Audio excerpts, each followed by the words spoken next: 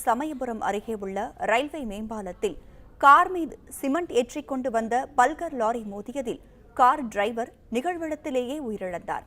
தொடர்பான விவரங்களை வழங்குவதற்காக நமது செய்தியாளர் கலைவேந்தன் நம்முடன் இணைப்பில் இருக்கிறார். கலைவேந்தன், வணக்கம். விவரங்களை நீங்க பதிவு பண்ணலாம். வணக்கம் ராதா. கர்நாடக மாநிலம் பெங்களூரு ஜேபி நகரை சேர்ந்த பிரசன்னா என்பவர் தனது மனைவி அனுராதா, மகன் சாய் பிரணவ் ஆகியோருடன் இனோவா கார் ஒன்றில் புறப்பட்டு கடலூரில் உள்ள தனது உறவினர் வீட்டிற்கு சென்று கொண்டிருந்தார். கார் திருச்சி மாவட்டம் சமயபுரம் நம்பர் 1 டோல்கேட் அருகே உத்தமூர் கோயில் ரயில்வே மேம்பாலத்தில் வந்தபோது எதிரே வந்த சிமெண்ட் லாரியுடன் நேருக்கு நேர் மோதி அந்த விபத்து நிகழ்ந்தது. இதில் கார் டிரைவர் ஷேக் ஜெய்லான் சம்பவ இடத்திலேயே பலியானார். காரில் பயணித்த பிரசன்னா மற்றும் அவரது குடும்பத்தினர் 3 பேரும் பலத்த காயமடைந்து தற்போது திருச்சியில் ஒரு தனியார் மருத்துவமனையில் அனுமதிக்கப்பட்டு சிகிச்சை பெற்று வருகின்றனர். இந்த விபத்தினால் திருச்சி சேலம் தேசிய நெடுஞ்சாலையில் சுமார் 2 மணி நேரம் போக்குவரத்தானது பாதிக்கப்பட்டது.